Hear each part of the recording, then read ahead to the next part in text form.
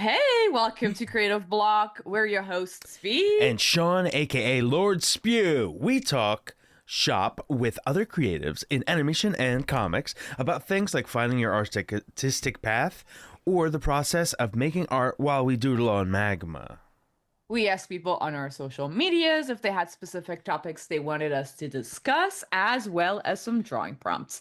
If you haven't yet, check out our Patreon and subscribe to our channel. Yeah, and just to shout out on our Patreon, we've been putting special exclusive clips that we only put on our early release Patreon for the paying viewers behind the paywall. We put all the juicy stuff behind there.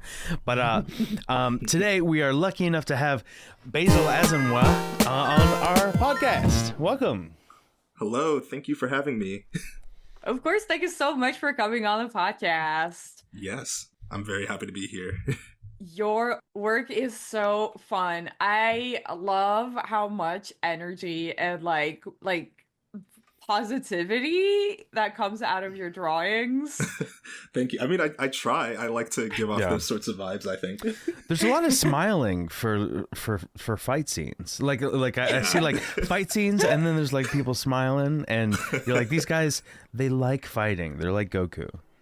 They do. Yeah, see, that's where it comes from. My love of shonen stuff. I guess people, they be fighting with smiles on their faces. So real. Top 3 shonen. Okay. Well, see, if you say that, hard. then This is hard. I know. I'm starting with the tough question. It's not even that it's hard for me. It's just that I'm gonna feel extremely basic. I'm gonna say my number one is One Piece. Same. Probably, yeah. Then next, maybe Dragon Ball. And see, look, this is already, it's a downhill from here. Yeah, everyone's like, oh, okay, you watched the big 3. Like, okay, yeah. Well, what's the third one? One? Yeah, well, you're going to be surprised. I'm going to say Naruto, but... I'm slightly surprised because I feel like more and more people, they're like dropping Naruto for My Hero. I feel like there's... I feel like people, I mean, I do like My Hero a lot as well. I like a lot of shonen. Oh shit! But, this is the first T. We get. We're gonna get an anti My Hero take. Let's go. Anti My Hero take? Yeah, is that what you're doing? Oh no! It sounds like you're about to do an anti My Hero take. Oh no, not at all. Listen. I will. I mean, I will defend My Hero from the haters, but. You know, like every story, everything has its ups and downs. But like, you know, My Hero's great. I like it. My Hero is just only number 4, is what it is. Let's just talk about anime the whole time. It's fine. Yeah. I mean, we don't have to talk about your work. We could just talk about anime. I mean, listen, I'm gonna end up talking about anime a lot, but. It's extremely tempting to talk just about anime, but I know we'll just naturally go into that. I like to start with this opinion-based question now. Art school, yes or no? Pro or con? Well, you know, see, in the current day and age, I don't know if I can co-sign art school, honestly, because I did not go to art school at all. I went to school for biology. I was going to become a doctor. That's what I studied for. Yeah. How far did you get? And well, I finished my undergrad, which was in biology. And it was literally like as I was studying for the MCAT when I ditched my path to becoming a doctor. Were you doing those? Were you doing those medical drawings? And you were like, actually, I'm really good at doing this. No, well, I mean, I'd always like drawn like my entire life, and like, you know, I did enjoy like learning medical stuff, but I don't know, man, it's not really my passion, honestly. It's funny because I feel like, was it like your parents been like, hey, you have to be a doctor because that's a respectable thing? Yeah, so if you know, I'm classic Nigerian. Story. Yeah, I'm Nigerian, and if you know anything about Nigerians, like one of the things that they tell you right out the gate is like, well, you got to be a doctor, or you got to be a lawyer, or you got to be an engineer, and those are your only 3 choices. And that's it. basically. And then you picked the nightmare career for... Yeah. Well, yeah, because I picked the nightmare career because I know, like, the people in my family have gone on the medical path. And also, it's like, the way that I looked at it as a kid was that, like, out of the big three careers, I guess, that people like to say that you have to do. Which one's the Naruto? Which one is the Dragon Ball Z? Which one is the... See, okay, doctors are... Doctors are the One Pieces for me because it's just like, you know, it's the least, it's the most interesting to me, and like law is like on the bottom for me because that's just so much reading. I don't like to. I do like to read. I just don't like to read like dry, serious stuff. Gotcha. So, which is a lot of what law is. So, damn. You know, damn, that's so true. Well, I'm glad that you picked the career that you picked, even though your parents probably woke up in a cold sweat, panting with the nightmare that you chose to be an artist. No, how do they feel about it now? Because I'm sure that we have listeners whose parents are maybe not thrilled about them wanting to be an artist. How have you dealt with your family?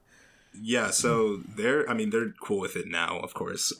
Like, I think the way that I really got them to come around to it was that I would just, like, talk to them about, like, hey, like, this is how the career works, and this is what people do, and, like, all that sort of stuff.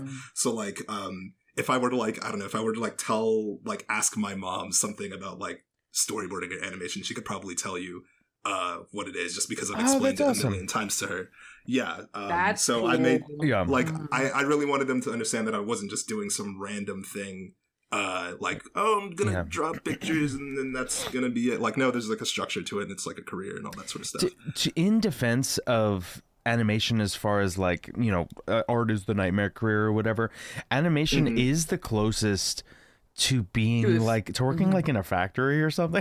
like it's one of the only art careers where they're like, hey, we need like 100 of these artists to hire for like a full year to pump out this thing. And I do think it is I mean, I have to watch my words saying it's more stable than other art forms because of how things have been going, but yeah. But it's true, though. I think out of most of the art careers, in animation is one of the most stable. It just so happens that right now, it is what it is. But I do think, I mean, that's the reason why I went into animation personally, because I always wanted to do comics. But comics, like, every people I talked to in my life was just like, don't do comics, it's too hard and stuff. Right. Yeah, no, I don't know. Animation does, like, a lot of people, like, when I talk to, like, my non-animation friends, I feel like a lot of them don't understand that it's, like, it's a desk job, like a lot of their careers are, you know what I mean? Like, it's a lot more normal than it seems. Like, oh, you work at, like, you know, you work at these big studios or you work on cartoons or whatever, that must be, like, so free and all that sort of stuff. And I'm like, well, I mean, in some ways it is, but in other ways it's literally just a 9 to 5 like anything else. Yeah, that's so true. That's so very true. I think that's great that you point that out, because I don't even know if we've actually talked about that a lot on the podcast, but there is this thing where it's like you have to be extremely focused for long periods of time over like a task that is assigned to you, where you have a little bit of creativity, but at the end of the day, And so you do boards and animation. Which one would you say is the one that you do the most? Definitely. I mean, well, it kind of, honestly, it goes in phases, but right now, boards for sure. Yeah. I like both of them, like, a lot, obviously, which is, I mean, this is why I do it in the first place. But I think, they almost use, like, two different parts of my brain when I sit down and try to storyboard something versus sit down and try and animate something. And I guess boarding just kind of scratches an itch for me that I sort of prefer. How do you describe these two different, like, parts of your brain? Like, yeah, I guess, like, if I'm, like, boarding something, there's a lot less pressure for me to figure out like exactly how the mechanics of that thing work. You know what I mean? Mm-hmm. Like Yeah. with boarding, I'm more concerned with like perspective and like making things feel like solid in space and all that sort of stuff. And then when I'm animating, I guess I'm more focused on the minutia of how somebody moves or how something will like, I don't know, you know, go back and forth or whatever, just like the little things. But like when I'm boarding, it's like, oh, like I don't care if this character's hair like flips a little bit, like that's like whatever, that's not my job. Yeah. But yeah, with animation I'm just like, oh, but like what if it does, you know? Would you say that animation has helped you specifically in kind of fight choreography? Because I do notice that in storyboarded fight scenes there usually is a higher concentration of keyframes. Yeah. I guess I would say that like, yeah, animation definitely has helped me there because I mean, with like boarded fight scenes and all that, I mean, I guess this kind of gets into the whole conversation of how animated should your boards be and all that sort of stuff. Right. But I feel like in the current like way that animation is produced, you kind of can't get around it right now. You kind of do have to like, if you're going to be boarding a fight scene, you're going to have to draw more poses than if you were doing something else. So yeah, that definitely does help in that way, just having the understanding of how certain things are going to move or look, you know what I mean? So yeah, I would say it helps for sure. And why would you say that is? You said it's kind of a circumstance right now. Do you notice a pattern? Is it because things are shipped overseas and there's less opportunity to like talk about specific scenes to make sure it's animated and to give the animators more leadway? Why would you say that is? Well, it's because, I mean, it's really honestly just comes down to us like losing layout, really. Yeah. I feel like just in like this, our inability to just like, you know, talk to the animator and all that sort of stuff, because I have done work on Western shows and I've also worked on anime as well. And it's so, it's like really inspiring, but also very frustrating in a lot of ways when I see like, oh, the things that the pipeline is like in anime, where I'm like, oh, this would be so cool if we could do it this way.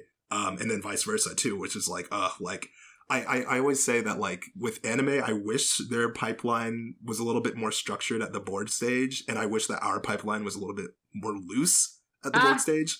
That's you know what so I mean? funny. Like, yeah. That makes a lot of sense. Yeah, because with anime, it's like the boards you get, I mean, it really depends on the episode and the production and all that sort of stuff and whoever's directing on it. But it's not uncommon to like get anime boards that look like they were drawn on a napkin and like in like 3 seconds, and which can make it very hard to interpret things, you know. Oh wow, that's crazy. And because you don't get a layout, like you're the one doing your own layout. Yeah, you're the layout artist. Yeah, that's so scary.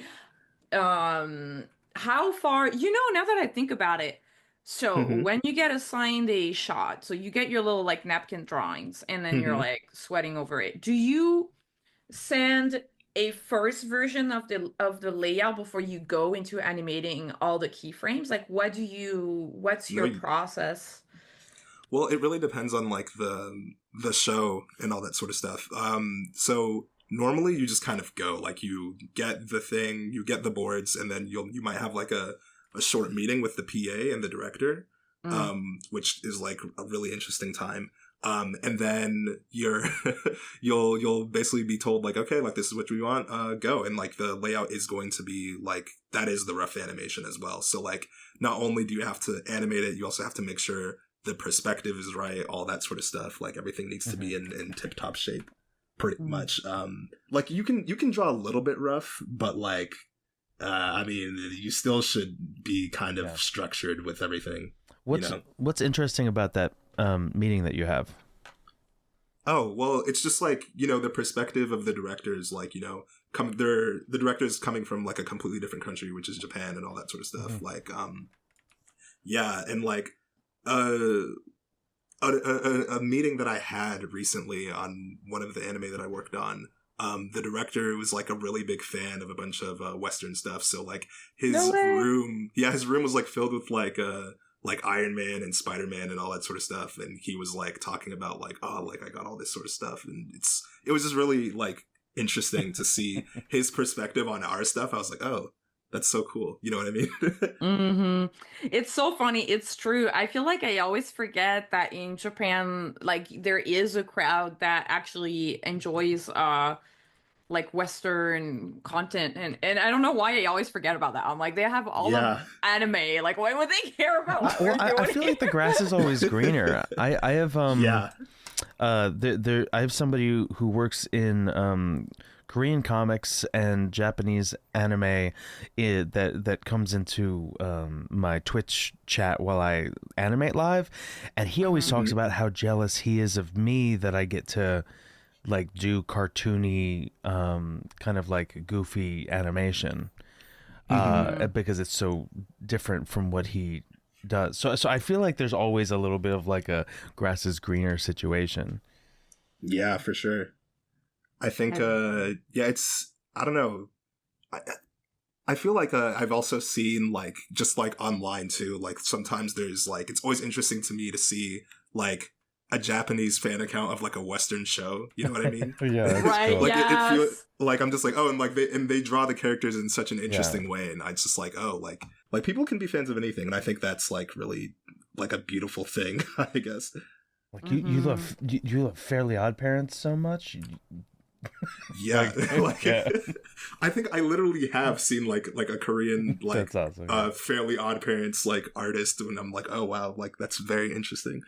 And it's true because I've seen those accounts as well where like they draw the characters in the same style but slightly different. It's like the shapes, like the volume is more accurate, or it's like a little bit more solid rather than I think when Like you look graphic. at these whereas like here in the US it's just more like shapes and it feels very super flat, whereas like they tend to kind of add a little bit like volumes to the shapes.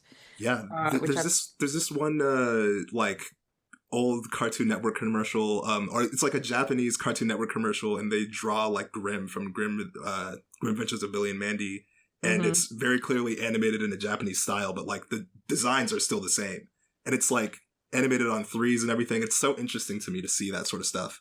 Oh, that's like, so cool. It's boarded like how they would board things for anime, but like everything else is like the same, and I'm just like, oh, like I feel like this is what we need. We need to get our pipelines together, because like I feel like when we do stuff, it can be really cool. Do you animate? What's your animation style? Do you animate on 3s? Did you learn to animate the Japanese way? Not real. I mean, I I just kind of learned how to animate the way, like, you know, like I'm entirely taught like through the internet and all that sort of stuff, since like I said, I didn't go to animation school or anything. Like I literally just learned how to animate using Toniko Pentoa's videos. Whoa, no way! Yeah. Toniko So, was like, a guest on the show, so for everybody listening, Toniko, episode 33. So if you had somebody that is not going to school, they're like, I want to learn animation, and I want to learn animation similar to yours. What would you advise them? Is it just that person's tutorials? Did you check out some other stuff? Like what's the regiment? Well, okay. Here's the thing. I'm actually gonna blow y'all's minds real quick. All right. So if there's any animation hopefuls, like students or anything out there, here's what you're gonna do. You're going to go to Creative Blocks on YouTube, right? And you're going to listen to every single episode. No. Because before I broke in, right, I literally was listening to the podcast all the time. No, like what? I would I would So do awesome! Yay! I would like do my freaking cell bio work, and then I would like go and draw and then like listen to the podcast, and then I was able to like learn from, you know, all the guests and all that sort of stuff, and they'll be like, you know, people would give like portfolio advice and all that sort of stuff, and I'll be like, oh, I guess I should do that. What? And so that's a big thing for sure, just because like, you know, I'm coming from a STEM pre-med background or whatever. It's like I didn't know how to break into animation. It's like a completely different world to me. But as far as like actually like learning animation, I just watched a lot of the things I liked, and then I would go on Sakugaburu, which is like an online repository of a bunch of animated scenes from like pretty much anything. and I would just like frame through those like scenes and all that sort of stuff. And that would kind of like teach me how to like do things, because it's one thing to be like, okay, here's how you do a run cycle or whatever. And it's another thing to like watch something you like and frame through it and figure out how the animator did that. Damn. That's cool. Yeah. Well, thank you for letting us know. That's really dope. Oh man, yeah, that is so cool. I'm so happy. I mean, the reason why I'm not just happy because like it's a shout out to the podcast, but that's like literally yeah. No, but that's the mission. That's literally why we're doing the podcast, is like to, you know, like give like a free resource for people to learn and stuff. So man, that's so cool. Full circle. Oh, yeah, for sure. It really did give me a lot of you know, pointers on like what to do and all that sort of stuff, because like I said, I had no idea. I don't know how to like, because I went to the college I went to is UGA. It's not an art school at all. It's like literally just like a regular it's like a regular ass school, you know what I mean? So there's no one, and no one there knows anything about like, you know, breaking into like animation and art. And I mean there's art classes there, but they're more like fine art and all that sort of stuff. Yeah. Yeah. So, but like as far as like entertainment, arts, not the exact kind that we do, at least.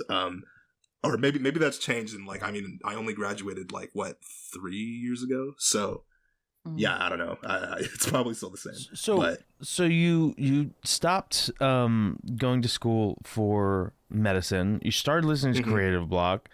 What's the gap for getting your first paid animation gig? Like, what's that story? Yeah. Okay. So the very first thing I worked on was Boruto, actually. Whoa. And that's crazy. Yeah, I know. But I couldn't believe it either. Yeah, the very first thing I worked on was Boruto, and that was while I was in college. So the way that happened is that a lot of anime work is gotten through Twitter, and I was basically scouted through a now defunct animation studio, which also is in a little bit of hot water, I think, for the things that the person has done. So maybe... Oh, no.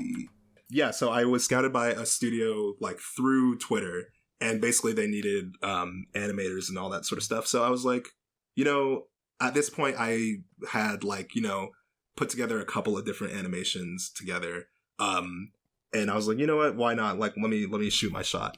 And it worked out. So basically they were able to teach me how to do animation in the Japanese style. Or it's not even necessarily like, when I say that, I really mean like the pipeline of things, like not necessarily how to draw like anime or whatever, but just like how you go from layout to Genga, and all that sort of stuff. So you'd be drawing for fun a lot, even before you dropped out. Yeah.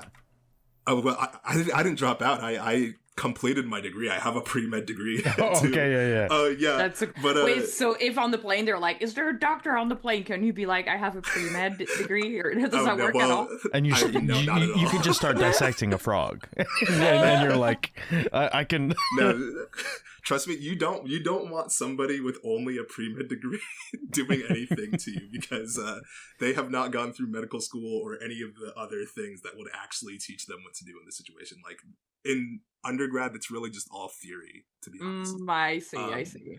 Yeah, but like when you go through medical school, there's all kinds of like you know, different things like practical and all that sort of stuff. So yeah, no, I did. I was like in the middle of my senior year, like the beginning of my senior year, I think, that I was doing Boruto, and that was like really crazy because other thing about anime is that they have very, very quick turnarounds. So the very first thing that I did, they were just like, oh, like, you know, we need somebody to do this one cut of Nigen for Boruto, and it needs to be done within 24 hours. And I was like, oh, okay.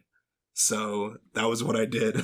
Like, it was very, very quick turnaround. And also keep in mind, like, I'm having to like translate back and forth because obviously they're speaking Japanese and all that. And all the instructions and stuff are written in Japanese. So I was kind of flying by the seat of my pants, trying to figure out what I was supposed to do, you know? And that's kind of like just how anime goes, honestly. I feel like even now. And I mean, we've asked that question to both Derek and Kenzie when they came on the show.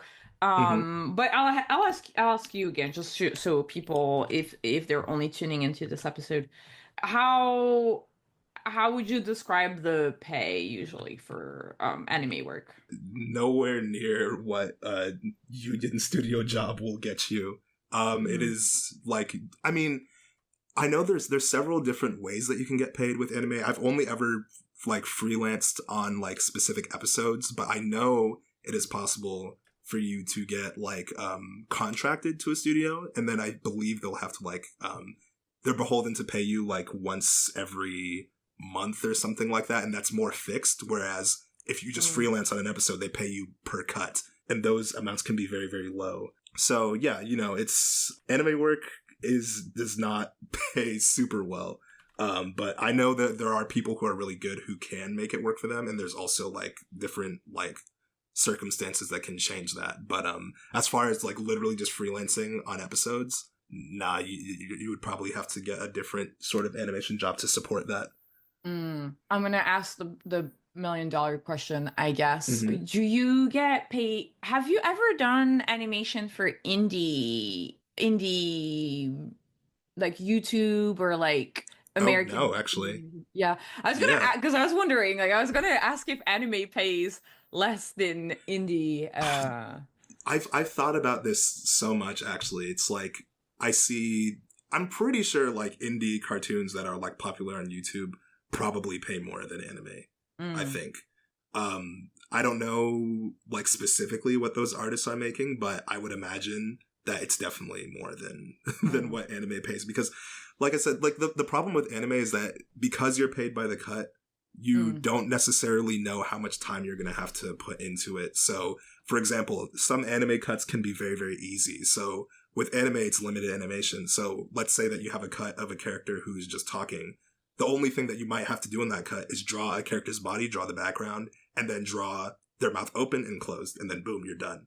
oh, Like nice. And a that's the cut can same be price as like Mhm. a fight. And exactly, right? So like you can have a cut that is 11 seconds long of like two characters flipping Mm, all over the place and doing all sorts of stuff, and that is the exact same price as just a regular dialogue shot. interesting. And therein lies the problem. Yeah, so they don't change anything based on I mean sometimes they do actually. Let me take that back, but like generally it's just per cut. Hmm. That's so interesting. That's so Yeah. interesting.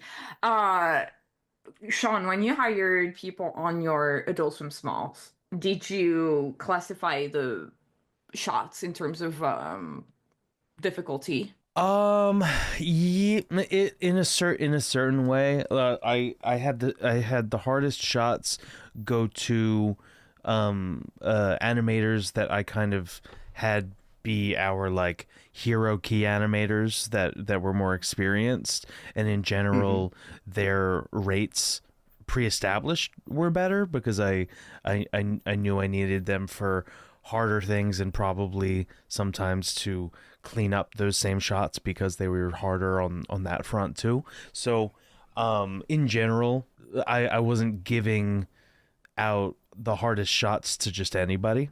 Mm-hmm. So I guess in that way it was different, but not it definitely not anime style where it's the Hmm. same for everybody. Yeah, And that the way that they pay you in anime is definitely it's definitely rough. Sometimes, particularly if you're not living in a country where the cost of living can actually be supported by that. Mm-hmm. Yeah. yeah, I mean, I think honestly, from what I've read, even in Japan, you can't really like live from. Yeah. I remember. Ah, shoot. I need if anybody listening to this episode remembers the project I'm going to be talking about, please type it in the comments. But I remember hearing about a incentive in Japan where they were putting together a little studio to help fund the career of new animators because they realize that Oh. now in Japan it's so hard to make a living from animating on anime because you don't make enough money to pay rent and sometimes not even enough money to pay for food. So a lot of time if you can't stay at your parents' house, like you can't be focusing on your craft. So there was a there's a website, and it's something like Kyoto Project or something like that. If somebody Yeah. listens to this and knows, or like if you guys know, say the name. That's interesting. But Yeah, I know what you're talking about, but I also am blanking on the name. and I guess I was gonna say, so even there, it's pretty tough. But so you've worked on these anime Hmm. cuts. That was your first animation gig. Yes. When did you um when did you decide to go pursue boards? I mean, I decided to pursue boards like from the start. Like Oh, that okay. was like the thing I wanted to do. But I also really like anime. Like, you know, it's one of those things I feel like a lot of people over here in the States really want to be animators, but like because there's not a whole lot of in-house animation like over Yes. here, like we just pursue boards instead, you know? Right. And 100%. Yeah. And I feel like that was kind of me. I mean, the way I kind of like, you know, discovered that boards were a job is like, you know, as a kid, like I watched Adventure Time and Regular Show and I was completely obsessed with them.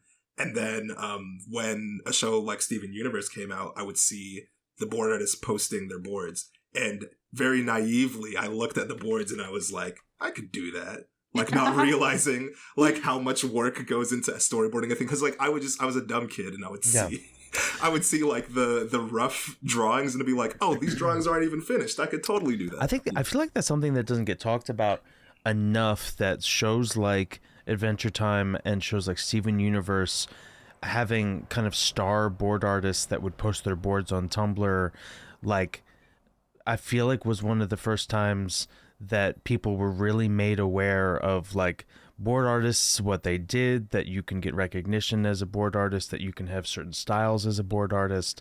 It made it really accessible. And you had certain board artists that got popular from that, which was unusual because normally you're just like, oh, you lose them in the credits. Mm-hmm. So true. Mm-hmm. It's very interesting too, because like, I don't know, like even as a kid, like I could tell when I was watching Adventure Time and I would see a Rebecca Sugar episode. Yeah. I would be able to tell, like even like before I really even knew what boards were. I was like, oh, Finn looks like this. This episode's probably gonna feel this way. You know what I mean? So yeah, and like that sort of thing is like really interesting to me, and that's like one thing I really like to see. That's probably my favorite thing about animation, is that you can tell who drew what by the expression, or just by like how the hands look and all that sort of stuff, and it's like it fascinates me. That is so cool. I remember too, like that Tumblr era, and it's crazy because I think that era is kind of gone. I don't know if you guys would agree with that, right? Like I feel like it is. Which is kind of sad, honestly. I do think so that we have something close to like you have those like Rise of TMNT boards that got passed around. Like every once in a while there is like a dope set of boards that gets released, and it's polarizing because you have one side of people that are like, you know, they animated that too much, this is abusive, and then you have the other side that's like, oh my god, this is like Sakuga, this is amazing, this was done in America, this is a dream come true, you know. Yeah. But I also think that those are purely 100% about how cool it looks. It's I feel like when it's true. It's you true. know what I mean. Mm-hmm. And I'm not saying that in a negative way, but I'm saying like in comparison, the regular show or Steven Universe or Adventure Time, it a little bit was about how cool it looked, but it was also more about the authorship of it, I think. Yeah, the writing also played a part too. Yeah. Mm-hmm. That's true. That's kind of like that I was specifically thinking about that because it's true. I think no matter what, if you post something online right now where it's like a really cool fight scene or whatever, I think it will do really good numbers. Yeah. I don't know if you guys would agree.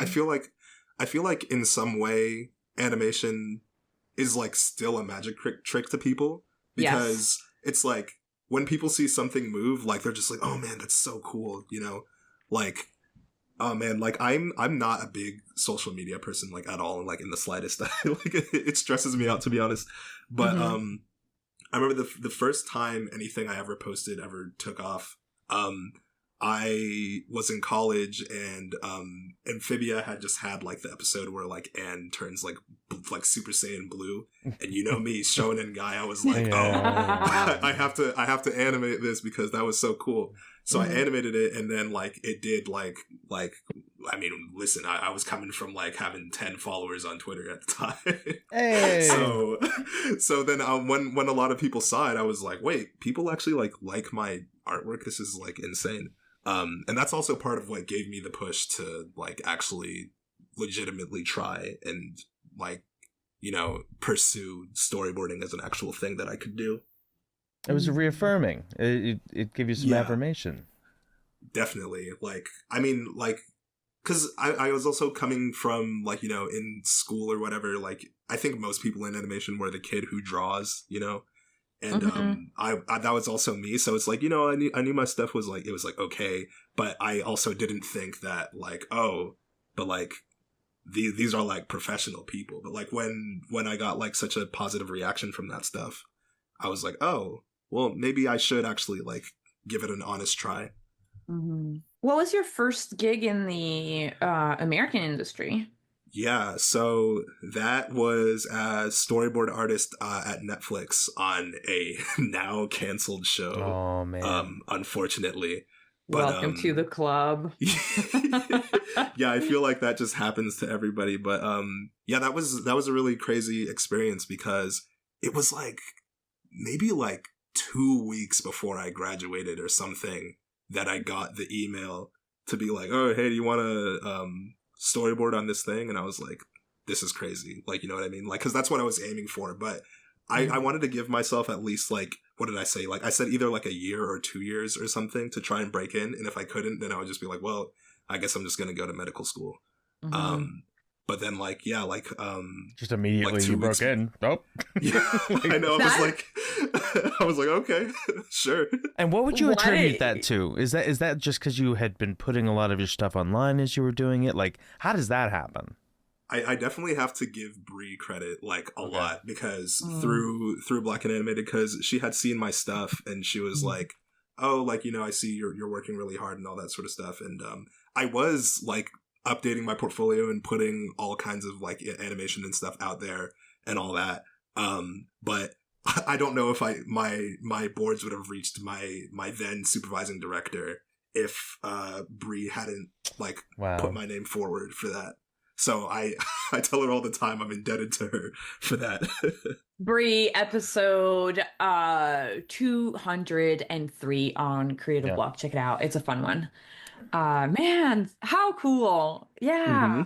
I feel like that's another thing that people don't bring up enough is so often with stories of someone's starting career, like it takes an industry professional that's a little bit more experienced to vouch for you sometimes to get in, whether that's a mentor. Like in my case, some of my first meetings were I met up with my teacher after college, and he like brought me to Frederator and introduced me to Fred.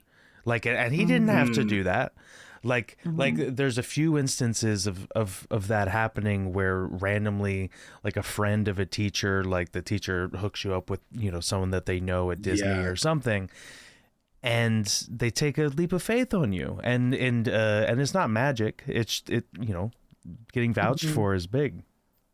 Yeah, it definitely goes a long way, and like that's something that I really want to be able to do like later in my career. When I if I ever get to have the power to hire people, like I definitely want to take chances on people in the same way that a chance was taken on me. Because actually when I was getting hired at Netflix, I interviewed for a storyboard revisionist position, but then I actually got to just straight up board. Which was crazy. Yeah, because like when they gave me the offer, they were like, "Oh, actually, you're gonna like actually just be boarding," and I was like, "What? That's crazy." Did they pay you the same? Did they pay you the same as a revisionist? No, they definitely bumped up the pay. Oh, that's good. That's good. Yeah, what a surprise! I think that would go heavily against the union rules, but like, but yeah. They still play by the rules. Come on, Netflix still plays by the rules. Listen, I've been an intern doing in-betweens, like not getting paid for it. So I think that things have changed, maybe for the better in that way. But I know it has happened. So I'm pleasantly surprised by your story. Yeah, no, they definitely did bump up my pay to a full board artist rate. Which was crazy and was like, I don't know. I'm really happy that they took a chance on me because, like, looking back at my portfolio, like from back then, dude, I don't know. I don't know if I like what you hired. Yeah, like, you know what I mean. I'm just like, dang, that's crazy that they let me do that. But I feel like some of it is just also like when you can see the potential in a person, and then you're just like, oh, I know if you push them this way, then like they could probably get to where they need to be. And I'm like extremely grateful to all of my crew who were on that show for like humoring me and answering questions. Because like on my first day, I remember I was just like, "What? Like you break up the script into sequences? That's crazy! I didn't know. I thought you just board. I thought you just go like one massive storyboard profile of like the whole episode. I thought that's how it was. Just chugging." But honestly, though, it depends. Like, can you tell us, without telling us the name of the project or whatever, can you tell us, like, how long were the episodes supposed to be? Was it supposed to be like an action show? Like a little bit, like these very broad details. Yeah, so it was a 22-minute adult animated comedy. And so a lot of the scenes, it did have some action-y parts and all that sort of stuff, which I didn't really get to do because I mean I was so new. I don't think I should have been able to touch any of those. But like there were a lot of different scenes that would definitely get my like feet wet with figuring out how to board. And like it was on that production that I really realized like how much I don't know because I was faking a lot of things. I remember my supervising director, Jake Hollander, he's a great guy. He was telling me like I had drawn something and like the perspective was like completely wrong, right? And I really didn't understand what a horizon line was at all. Oh, I see. And like I was just faking it the whole time because like I would draw something in perspective and I would be like, oh, that looks wrong, and I would keep massaging it until it looked right, and I found the horizon line, but I didn't actually know that there was a concept behind that. Again, that's another thing of like not having any formal art training, you know what I mean? Like, because I would just I would look at things and I would just be like, oh, that looks right, you know what I mean? But it's not right, you know what I mean? So he was the one who was like, okay, like you should do it like this and you should do it like that and all that sort of stuff. And like, I am super grateful to them, to him for taking the time to do that, you know, because I feel like a lot of people would be like, bro, like, you should know this. And I should have known that, but fired. I know it now, so it's all fired. Good. Oh. Yeah, you don't know this? Yeah. Pop quiz or you're fired. That's crazy. Well, I'm glad that they were patient for you. And I'm also glad that there was patience enough to learn on the job, which is a very important thing and something that sometimes isn't allowed for in like kind of the rigorous like new show schedule kind of stuff. But people should be given grace and a chance for mentorship when they come on and it's their first job, you know. Absolutely. I think, and the thing too is that show also had a pretty tight schedule. It was a season 1 show, and you know, season 1 shows are always very, very difficult to figure out and all that sort of stuff. So, but I think the thing that made it work was because I think there was me and one other person who had never had an animation job before, and we were able to learn just because I think communication on that show was really, really good between the story team at the very least. So I think that's also like, you know, what helped like be able to be mentored in that way, you know? Oh, that's so nice. When you guys got the cut, what when the show got canceled, how did you feel? Like, what was it like at that moment? Well, actually for me personally, because I had just left the show because I had gotten another gig. Because my contract was like wrapping up, like it was that like our contracts were kind of like in limbo for a little bit.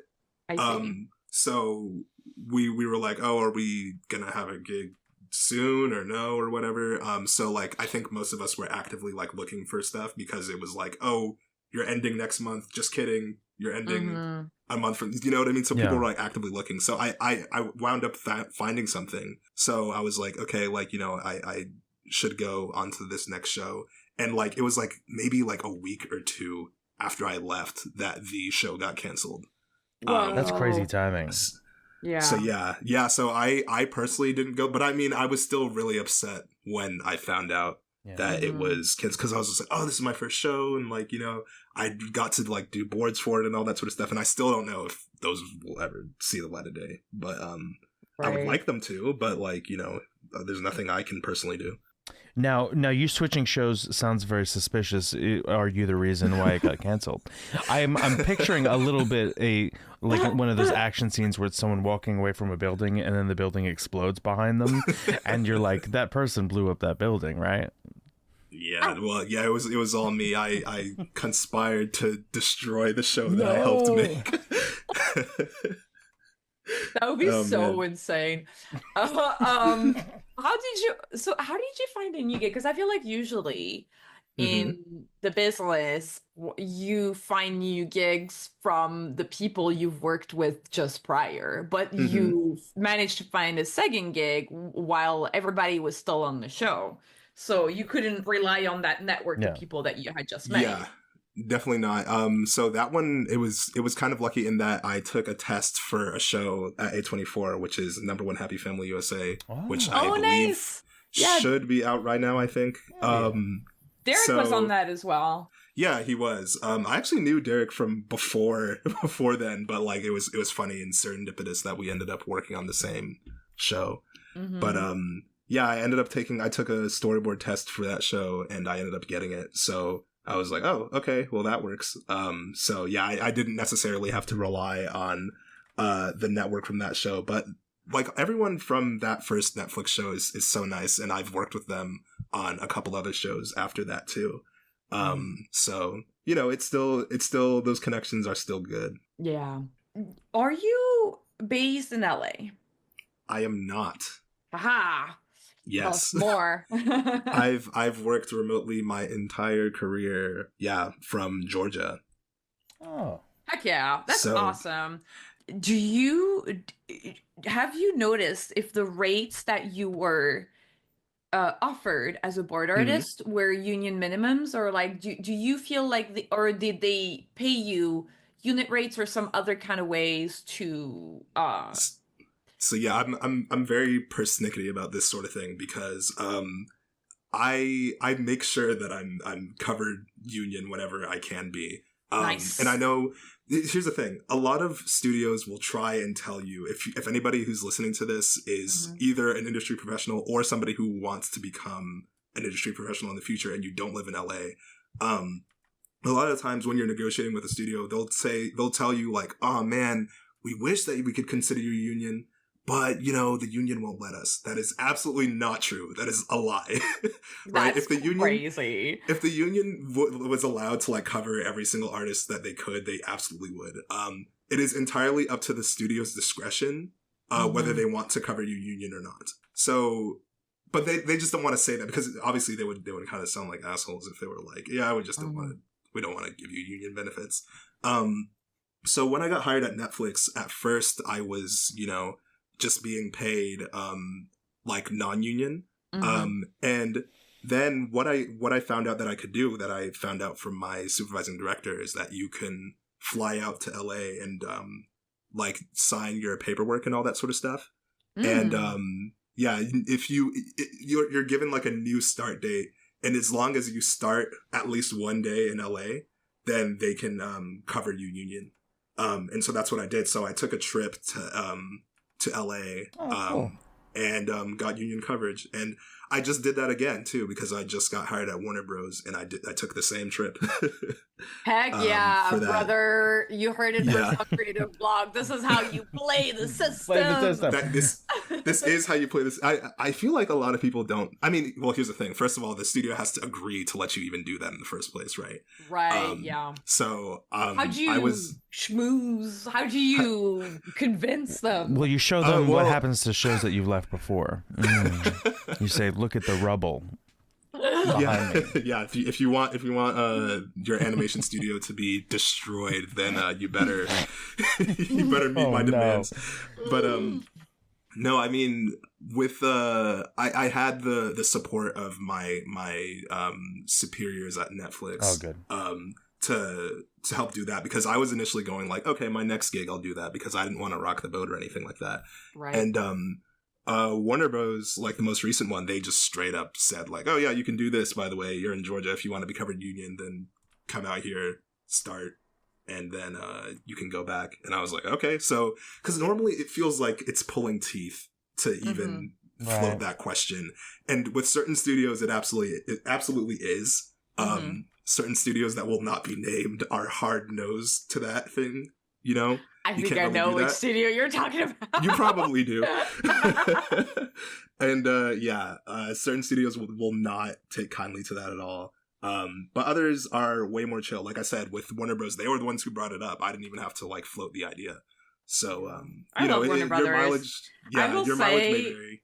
Yeah, like sorry for interrupting, but like I will say, like, even though there was a lot of noise made about Zaslav and stuff on social media, I feel like production people, like Warner Brothers on the production side, is still like really, really chill. It's probably one of my favorite studios to work at, honestly. Yeah, and like, you know, here's the thing, like when I went to Warner Bros I literally just went like 2 or 3 weeks ago at this point. So when I did the trip for Netflix, I actually didn't get a chance to go into the studio. Like I literally was just in a hotel. I was like, well, what was the point of me flying out to LA then? Oh my god. But yeah, but like, you know what? It was worth it in the end of the day for like union coverage and all that sort of stuff. But with Warner Bros, I was like, okay, now I'm gonna go into the studio. And that was my very first like time going into an animation studio, and like it was great. Like I really had a good time like seeing everything. And I know other people are like, oh, like the Cartoon Network building is better or whatever, like than the new one that they have. But like for me, it was still like magic, because like I guess I'm not hardened to the realities of working in animation, so it's really felt like going there like as a fan almost, and like seeing like the original drawings on the walls of like layout drawings from Tom and Jerry or whatever, or like storyboard drawings and all that sort of stuff that they have up there. Right. So it was really interesting for me to see as somebody who has been working like, you know, just from my own place.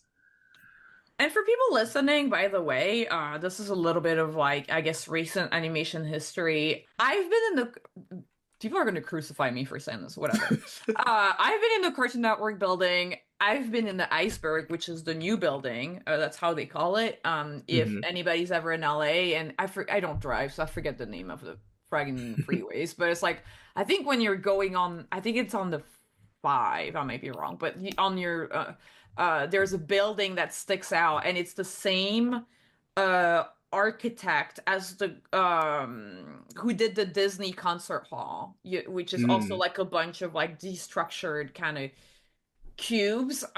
So the Warner Brothers current building is designed by that same guy, and they call it the Iceberg because it looks sort of kind of like an iceberg.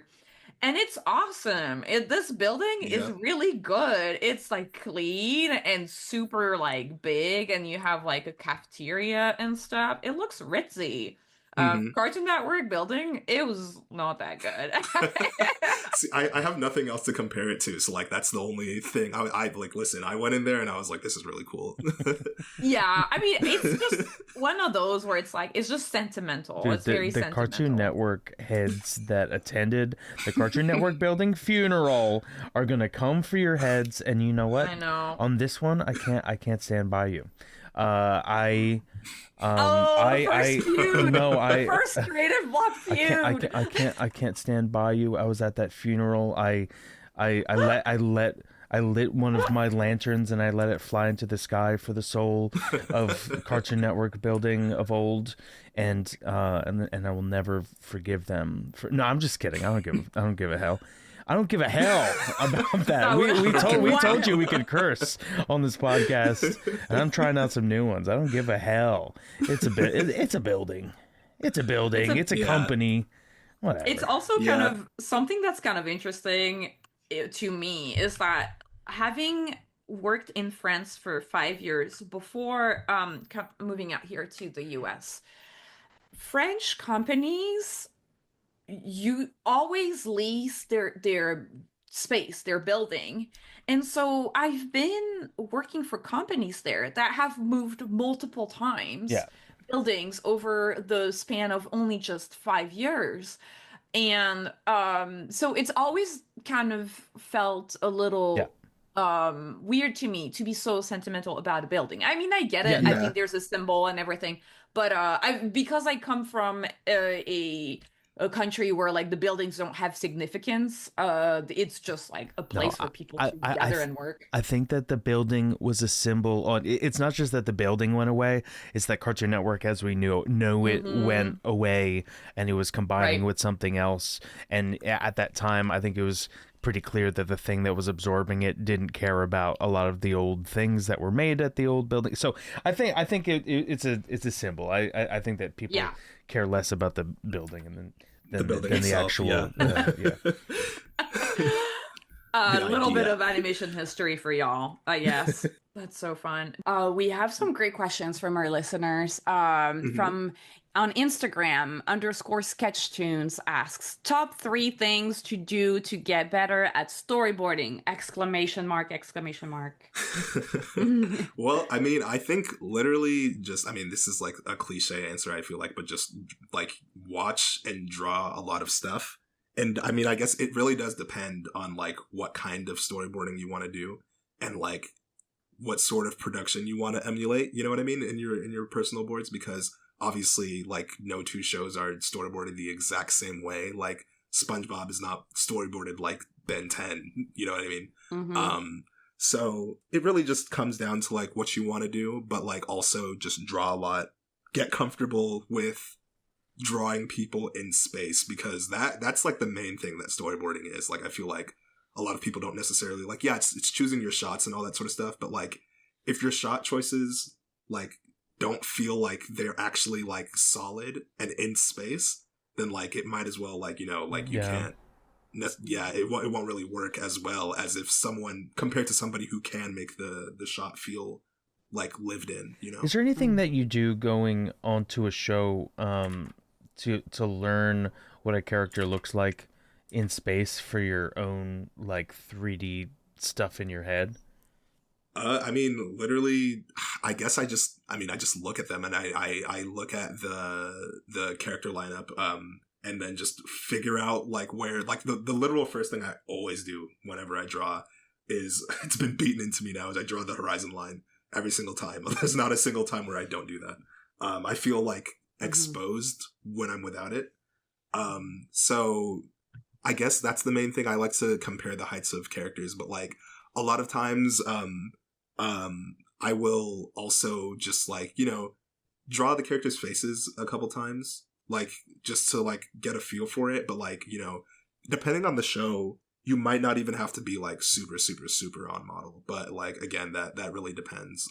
Some shows, like, they don't necessarily care. Like, the main character can look like pretty different between artists, but like also there are shows that are the complete opposite. They're like, oh, this character has to look exactly the same, you know, like you said earlier, like with the head stamps sort of thing. So it really just depends. That's very true. I think, it's so funny when you brought up the thing about how there was like a lot of discourse online at some point about characters being on model, and I have been on a show where the EPs got really in their head about that discussion, and they Really? it was really interesting for me to see how the fan discourse specifically around characters being on model made them extremely nitpicky about the characters being very on model in the boards. And I was like, oh, that's interesting. That's so interesting because, like, you know, there'll be certain episodes of anime that are like completely like there's certain times where in certain anime, like, you'll have a different animation director, and the animation director is ultimately the person who is correcting the drawings. And sometimes, like, there'll be like a solo animation director who does all these does all those corrections, or maybe like there's just there's episodes where a single animator animates the whole thing. I think like the Sasuke versus Orochimaru fight was like the one when they were like kids, was solo key animated by, was it Norio Matsumoto? I don't want to be wrong, is the thing. But there was an episode that was like solo key animated by one guy. And you can tell, like, the drawings look that way. And I feel like there's like one half of like animation fans who like will see that and be like, oh, that's cool, and nobody bats an eye. And then like another group of people who will see a character like slightly off this is a mistake in one shot. Exactly. In like in the background and be like, no, like, what are you doing? And I'm just like, man, I don't know. I feel like we can find a happy medium. I mean, dude, once a year I still get somebody emails me that the lines that I wrote for Benson on regular show on one episode didn't sound like Benson, and then he calls me. No way, really? And then he calls me some racial slurs, and I'm like, those racial slurs My God. don't even apply to me, but also don't say them. Like, That's you're saying so like the crazy. wrong racial slurs for me. That's I don't know. crazy. That's crazy. So they found out that you wrote Benson in that specific way, that they double checked that it was you, and they were like, all right, I'm gonna send this guy an email and say that I'm gonna assume that because that was my first episode, that they were like, I know that he's going to mess up. I know that Owen Dennis would not write Benson like that, and you made Benson sound like a bad guy, and so I am so pissed at you that I'm gonna call you the N-word. And that's crazy. But he emails me once every year. I guess I'm assuming it airs once a year, and he has to remind you. He's like, all right, I got to go back to my mission again of making this artist a little uncomfortable. And this is how you like, remind me of who I really am. But like at the end of the day, though, right? Like that, the Benson lines got okayed. Like they went through. Like even if you did specifically also, write that, Benson like it is got a through the whole dick. pilot. Benson is a dick. That's his. He's like their boss. Like he's a dick. I don't know. Like number one Benson fan, number one bootlicker apologist, regular show fan. I don't know what's going on, but if you're listening out there, keep emailing me. I'm gonna try extra hard to get on regular show again, and I'm gonna write Benson even worse. That is so, wow. You haven't blocked this guy. You were just like, you know what? I like to look forward to Benson fan 987's messages. I'll tell you what. I didn't think of that. I didn't think to block him from my email, but I did try to look up. Like it's like he made a burner account to email me. Like it's an account that can't really Benson like trace, Burner, but that's crazy. So here's one of the emails. It's a form submission from my website. The question on the form: what do you want? He says, "Fuck you." Details. Details. Fuck you for writing Benson in one space day at a time. You made him the most unlikable victim, blamey douchebag ever to roam the planet. So fuck you. And then he followed up that email with, and also fuck you for making him have no karma at all. So that's just one. He's done it for several years. On that one, he dialed back a little bit on the racial slur stuff, but so that's nice of him. That's crazy. We do have another great question from Newgrounds from Alastair. I'm so sorry. I always pronounce the name wrong. What makes a good working environment? A good working environment. I mean, me personally, I've the majority of my work has just been done, like, you know, from my room, honestly, because, you know, I've worked remotely most of my time. But I think honestly, just anywhere where you can just get into the zone. Honestly, because when I did work in studio at Warner Bros, it was cool. But I'm so used to working a specific way that I found it a little bit hard to focus. Yes. But any I think your work environment is what you make it, honestly. But I think there's definitely something to be said about like segregating your work from your personal like day-to-day life, you know what I mean? Yep. Which I don't really have because I work from home. But yeah, I definitely see the appeal of that after being able to experience working in a studio myself, though. Well, is there anything special that you do? Because I'm sure there's going to be a lot of people that end up working from home, at least for a portion of their career. Is there anything special that you do to try to keep your workspace or your work mind separate from your home mind balance-wise? Honestly, no. I need to do more, to be honest. Yeah. I need to do more because I'm just like, okay, like, let me just go, like, I can just get on my computer and, like, work on my boards or anime or whatever, and then that's it. But, like, it's always just there in the background, it's, but, like, I'm so used to it because, it almost feels like a lot like college in a way, because, like, I went, like, straight from college into storyboarding, so I was already in the, I feel like when you're a student, you're like grinding at your desk all the time. Yeah. You know what I mean? Right. And Yeah. like that never really went away from me, honestly. So yeah.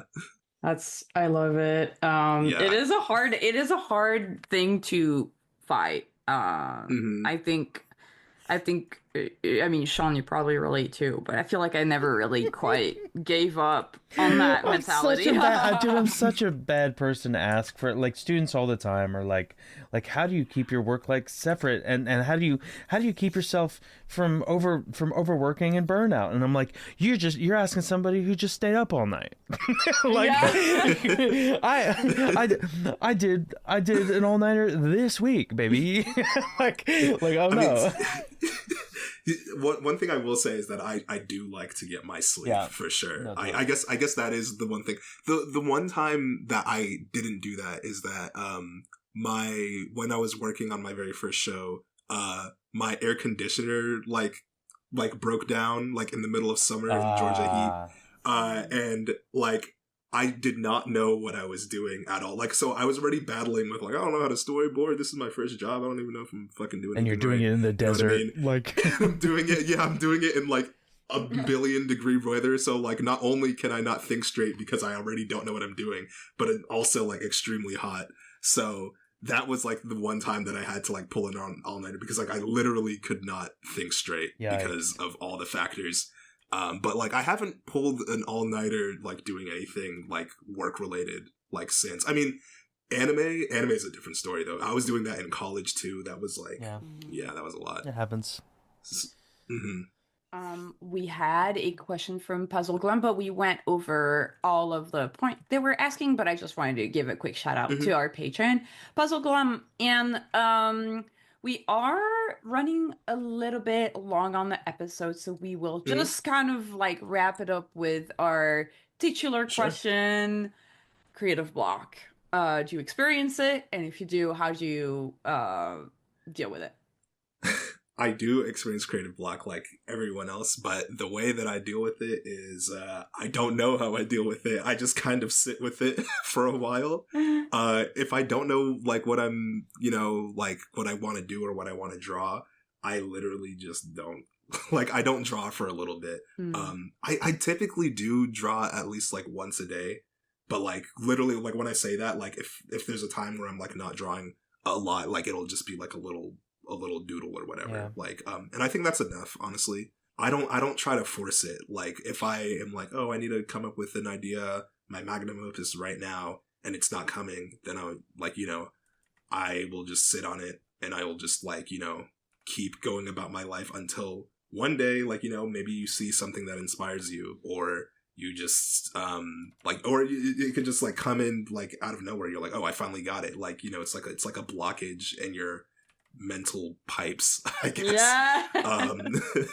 But, you know, I just kind of, you know, take it a day at a time. That's great. Do you have anything that you would want to plug? Not particularly, actually. Just, I exist. I'm here. Just remember that. Well, make sure everybody to check out Basil's socials in the description of this episode. And thank you so much for coming on the show. Basil, Oh, yeah, of course. Fun. And that's the end of this creative block. Thanks for being our guest and sharing your story. Thank you so much. It was really fun to do this. I enjoyed the conversation a lot. Thanks to our listeners, too. Follow us on social media at CRTV Block, where we ask for drawing prompts and questions to ask our guests. Huge thanks to our editor, Clements, for editing the podcast, Marco for helping us produce the show, and Ibuka for creating the short clips we've been putting online. If you love our show, you can support us on Patreon. Becoming a patron gets you early access to interviews. And also now we have a full half of the interview that we put behind the paywall. It's not just because we're greedy, but it's also that it makes our interview shorter and more manageable for YouTube. But if you can't get enough, make sure to subscribe to the Patreon. There's a whole other half that is living on the Patreon only. Yeah, I tell my best jokes on that half. That's where it's hot takes only. We're basically setting the industry on fire in these paywall. No, we're not. No, we are. It's just we gotta Creative get block canceled. No, I mean. We are also putting together a sticker club, and we also we're scheduling a little monthly show and tell where every patron gets to like talk about something that they're passionate about or share like some work they're doing. So consider joining us in our little patron community. But there's another great way you can support us for free. It is by commenting, liking, subscribing, talking to your friends and family and everybody about this podcast. Getting more ears on the podcast is a great way to, sending money to my house in an envelope. No, I'm just kidding. This podcast is 100% independently produced by me, so we really appreciate all the help we can get. I have been your host, V. And I was Sean. Keep being creative, and we'll see you next week. Bye.